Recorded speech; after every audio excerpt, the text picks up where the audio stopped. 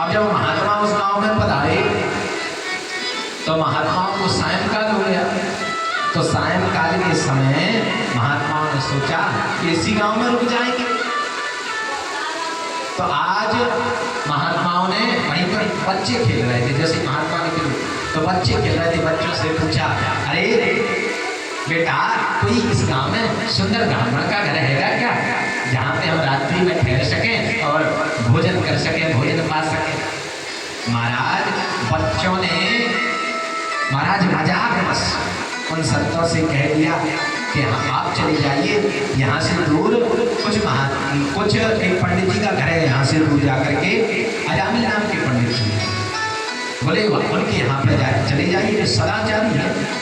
और महाराज अजामिल तो दुराचारी था, भिक्षा क्यों देगा, वो तो दुराचारी था। अब जैसे संत महात्मा उस घर में जैसे ही आए उन्होंने कहा भिक्षाम दे। अब जैसे ही महाराज महात्मा आए उन्होंने कहा भिक्षाम दे। गणिका घर में अंदर थे, उस समय अजामिल था नहीं, अजामिल कहीं गया था। संतों ने भिक्षा मांगी तो गणिका ने महाराज हाथ जोड़ करके संतों से कहा, अरे महात्माओं मेरी भिक्षा आप लोगों के लिए उपयुक्त नहीं है, मैं पैसे से गणिका हूँ। उसने अपना परिचय नहीं छुपाया। आज के समय में अगर कोई होता तो महाराज निश्चित परिचय छुपाता और उन्हें भिक्षा भी दे देता, लेकिन उसने सत्य बोला, मैं गणिका हूँ, आप जैसे महापुरुषों के लिए मेरी भिक्षा उपयुक्त नहीं है, आप संत महात्मा।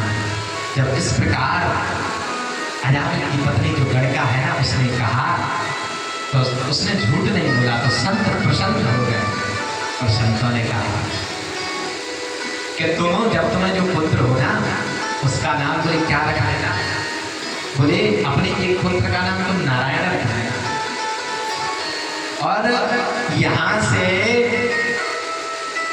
संत इस प्रकार कह करके उस गणिका से कह करके चले गए। अब 9 मास के पश्चात जब महाराज पुत्र हुआ, अब जैसे ही पुत्र हुआ तो संतों की स्मृति उस गणिका को याद आ गई। तो संतों के कहे अनुसार उसने अपने पुत्र का नाम नारायण रखा। अब जैसे ही पुत्र का नाम नारायण रखा तो क्या हुआ, अजामिल से महाराज धीरे धीरे भजन होने लगा। सुंदर नारायण का भजन होने लगा। पापी व्यक्ति का कैसे भजन कैसे होने लगा, बेटा नारायण इधर आओ, बेटा नारायण ये काम कर दो, बेटा नारायण ऐसा कर दो, बेटा ऐसा कर दो, बेटा नारायण वो कर दो। अब महाराज जब नारायण नारायण का स्मरण करने लगा तो क्या होने लगा, बोले उससे भजन होने लगा। बोले बैठते चलते फिरते अपने पुत्र नारायण को ही पुकारता रहता। इस नारायण नाम के कारण अज्ञानता में ही उससे क्या होने लगा, पूरे अज्ञानता में ही उससे भजन होने लगा। जब अजामिल की मृत्यु का समय आया उसके सामने भयंकर रूप वाले हाथों में फंदा लिए हुए यमराज के 3 दूत प्रकट हो गए। उनके टेढ़े टेढ़े मुख को देख करके महाराज हम अजामिल घबराने लगा। और दूर महाराज क्या था, बोले दूर भगवान, दूर वही नारायण नाम का पुत्र खेल रहा था। अब जैसे ही यमराज के दूतों ने अजामिल के गले में बोले फंदा डाला तो वह क्या करने लगा, बोले कहने लगा, बोले हे नारायण बचाओ, पुत्र नारायण बचाओ, पुत्र नारायण बचाओ।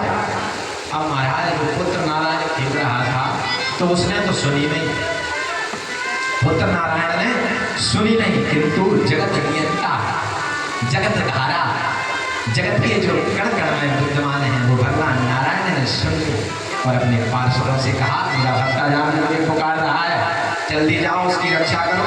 भगवान की आज्ञा को पाते ही विष्णु पार्षद वहां पहुंच गए। उन्होंने यमदूत को धक्का मारा, उनके पास से अजामिल को मुक्त कराया। भगत पार्षदों को देख करके यमदूतों ने पूछा, बोले धर्मराज की आज्ञा का विरोध करते हो, तुम लोग कौन हो? भगवत पार्षदों ने कहा, पहले तुम बताओ तुम काले काली पे कौन हो? बोले हमें यमदूत के भेजे हुए सेवक हैं और धर्मराज की आज्ञा से इनके प्राण लेने आए थे। बोले अजामिल के प्राणों को लेने आए थे। भगवान पार्षदों ने कहा यमदूत यदि तुम शब्द में आज्ञाकारी सेवक हो तो बतलाओ कि धर्म किसे कहते हैं, धर्म के लक्षण क्या है।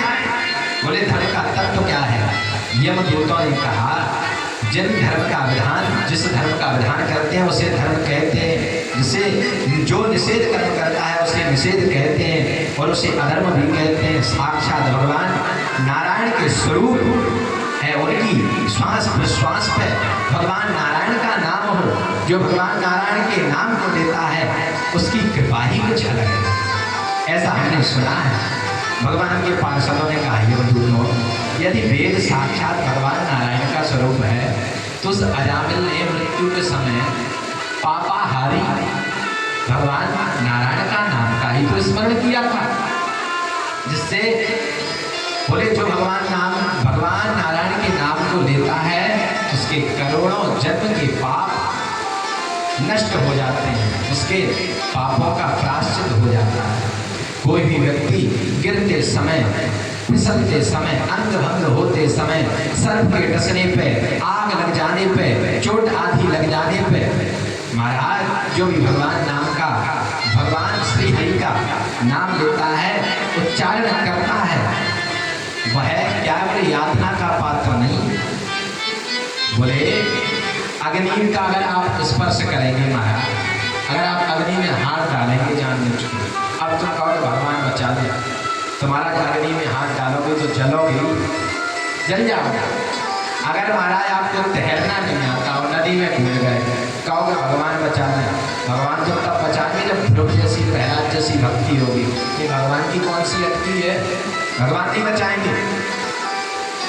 बोले पूज गोस्वामी जी मानस में कहते हैं, बोले क्या भाय को भाय अनक आलस हो, भाय को भाय अनक आलस हो, भाय को भाय अनक आलस हो, नाम जपत मन कर विसरस हो, नाम जपत मन कर विसरस हो।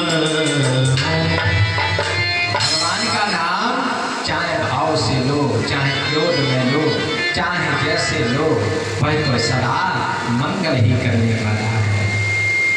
भगवत पार्षदों के मुख से भागवत धर्म का निरूपण सुन यमदूतों ने अजामिल को छोड़ दिया। वे धर्मराज के पास लौट कर गया, कहा कि हमें आपकी नौकरी नहीं करना। धर्मराज ने कहा क्या बात है। बोले आपकी आज्ञा से हम प्राणों को लेने गए थे अजामिल के, वहाँ पे बोले चार हाथ वाले पीताम्बर धारण किए हुए बोले भगवत पार्षदों ने, बोले पता नहीं कौन थे जिनने हमें अजामिल के प्राणों को नहीं लाने दिया। जब इस प्रकार कहा तो महाराज बोले वो और कोई नहीं थे, बोले वह भगवान के पार्षद हैं। बोले तुम्हारा इतना सौभाग्य है कि तुम्हें भगवान के पार्षदों का आज दर्शन प्राप्त हो गया। और जब इस प्रकार जब वह वर्णन कर रहे थे, बोले जब वह अजामिल बोले वर्णन करने लगे, बोले कैसा वर्णन करने लगे। बोले यह वर्णन करने लगे, बोले जब हम अजामिल के प्राणों को खींच रहे थे ना, तो वो नारायण नारायण नाम के पुकारने लगा।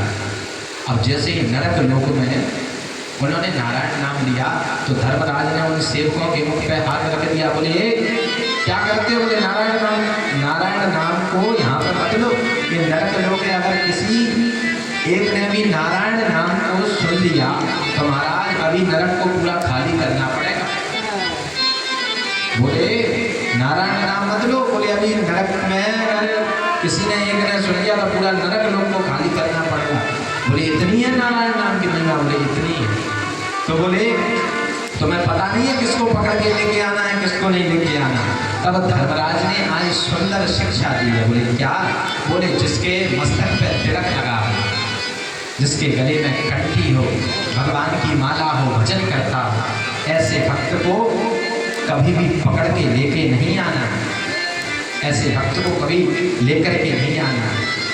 जब इस प्रकार की बातों को जब इस प्रकार भगवान ने कहा और कुछ कहने के पश्चात जब अजामिल भगवान की जब नीचे थे ना जब भगवान के पास, तो अजामिल बातों को सुन रहा था। तो उसने क्या किया, बोले मैं अपने पुत्र का नाम लेता था नारायण, बोले उसके कारण इतना सब हो गया। बोले क्यों ना अगर मैंने भगवान का भजन किया तब तो पता नहीं क्या हुआ।